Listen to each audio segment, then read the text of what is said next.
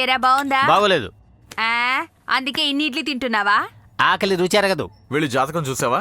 అవును చూశాను. జాతకం చూసి వచ్చే 3 నెలలు నా కొడుకు పెళ్లి కాకపోతే 6 ఏళ్ల వరకు పెళ్లి కాదని ఊరంతా దండోరా వేసి తిరుగుతున్నావా? అవును చెప్తున్నాను.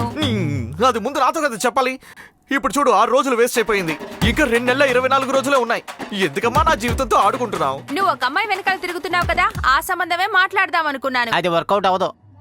ఏ నేను మాట్లాడి ఒప్పించనా? నీకు లవ్ లో ఆల్రెడీ ఎక్స్పీరియన్స్ ఉందా ఏంటి? ఒక అమ్మాయిని ఒప్పించడానికి లవ్ చేయాల్సిన అవసరం లేదు. ఒక అమ్మాయి అయితేనే చాలు. బట్ తను ఆడదై ఉండాలి కదా. ఏంటి నేను మనుషులతో కొట్టించానా? అసలు ఎవరు మీ అబ్బాయి? ఎవరు మీ అబ్బాయా? మా అబ్బాయి ఎవరో నీకు తెలీదు? ఏ రారా, ఇదిగో వీడే.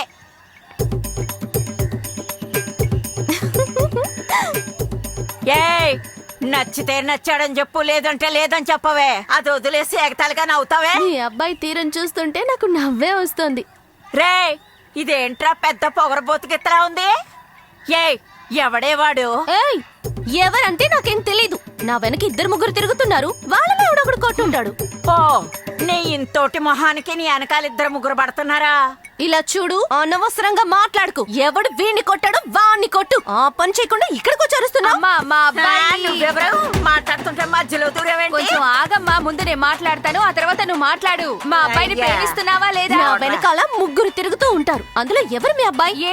3 సంవత్సరాలుగా నిన్ను ప్రేమిస్తున్నానని నీ వెనకాల తిరుగుతున్నాడు. వాడు తెలీదా? చాలే, ఒక్కొక్కళ్ళు 4-5 ఏళ్లుగా ప్రేమిస్తూ తిరుగుతున్నాళ్ళు కూడా ఉన్నారు. వాళ్ళే నాకు తెలీదు. ఇదిగో దెబ్బలు తిని నించున్నాడే, వీడు కూడా వాళ్ళలో ఒకడే. ఎక్కడ్రా? ఏమైపోయావు? మనమేరా?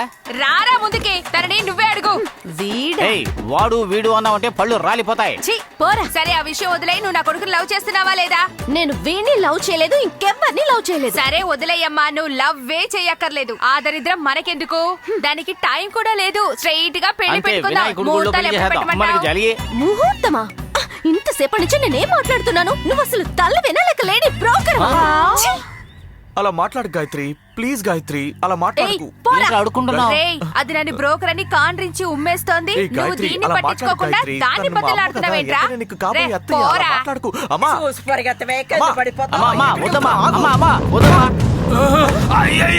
నువ్వెందుకు అరుస్తున్నావు? అయితే ముందు నువ్వే వెళ్ళి కాపాడు. వెళ్ళు.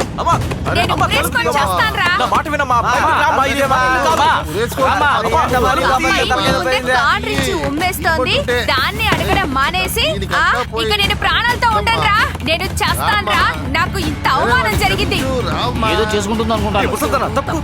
అందరూ పరిగెత్తండి. చావాల్సిందే. నీకోసం నా పరివేదిక తీసుకోవాలి. ఇలాంటి కొడుకుని కన్నందుకు నేను ప్రాణాలతో ఉండకూడదు. రారా పెంకులు. అబ్బాయి పెంకులు తీసేస్తున్నావేంటి? కేబుల్ కనెక్షన్ ఇవ్వడానికి. మా అమ్మ ఊరేసుకుంటుంది. అయ్యో సూసైడ్ చేసుకోబోతుందా? అవునయ్యా. గాయత్రి సూసైడ్ చేసుకుందనుకో, నిన్ను ఇంట్లో నుంచి ఖాళీ చేయించేస్తా. వెళ్ళి ఆపు. అన్న పోలీస్ స్టేషన్ వెళ్ళిన ఎక్స్పీరియన్స్ ఉందా? అమ్మా ఎందుకమ్మా ఇలా చేస్తున్నావు? ఇప్పుడు ఏమైందని? వెళ్ళి కాపాడు. ఆంటీ, అమ్మా నీకు ఎప్పుడు ఇదే పడిపోయింది. ఏం చేస్తున్నారు? బయటికి రా. అమ్మా కట్ అలా చెయ్యకురా, చెయ్యకు. జస్ట్ మిస్, నువ్వు సేఫ్. అమ్మా ఎందుకు ఇలా చేస్తున్నావే? దీంతో 93సారి. ప్రతి చిన్న విషయానికి ఊరేసుకుంటాను అంటే భయంతో నా ప్రాణం పోయేలా ఉందమ్మా. నువ్వు ఇలా వేళాకోళంగా చేసేది ఏదో ఒక రోజు సీరియస్ అయిపోతుంది. ఇంకిలా చేయకు. ఎవడిలా తెరిచుంటే చాలు, లోపలికి వెళ్ళి ఊరేసుకోవడానికి రెడీ అయిపోతుంది. తమ్ముడు ఏంట్రా? 93సారా?